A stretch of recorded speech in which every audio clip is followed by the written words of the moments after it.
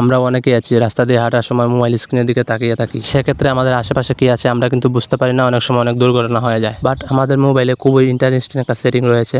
এই সেটিংটি যদি আমাদের মোবাইলে আগে থেকেই করে রাখি, সেক্ষেত্রে রাস্তা দিয়ে পার হওয়ার সময় আমরা যদি মোবাইল স্ক্রিনের দিকে তাকিয়ে থাকি, আমাদের মোবাইল ফোনটা কিন্তু অটোমেটিক ডিটেক্ট করতে থাকবে আশেপাশে কি হচ্ছে, অথবা কোনো যানবাহন যদি আমাদের কাছে চলে আসে, সেক্ষেত্রে আমাদের মোবাইল ফোনে যে ডিসপ্লে রয়েছে মোবাইল ফোনটা অটোমেটিক নোটিফিকেশন বাসিয়ে দিবে যে আশেপাশে কোনো কিছু হচ্ছে অথবা দুর্ঘটনার শিকার হতে যাচ্ছি। সেক্ষেত্রে আমরা কিন্তু অনেক বেঁচে যাব এবং দুর্ঘটনা থেকে রক্ষা পাবো। তো এই কাজটা করার জন্য আপনি প্রথমে আপনার মোবাইল ফোনের সেটিং অপশনে চলে যাবেন।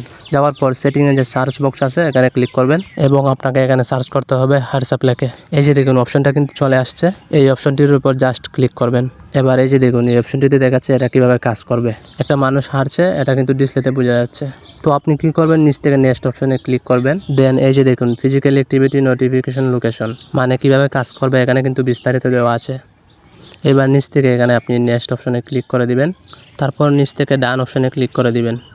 এবার উপরের দিকে দেখুন ইউজ হোয়াটসঅ্যাপ নামে একটি অপশন রয়েছে, আপনি জাস্ট এটার উপর একটা ক্লিক করে এটা এনাবেল করে দিবেন।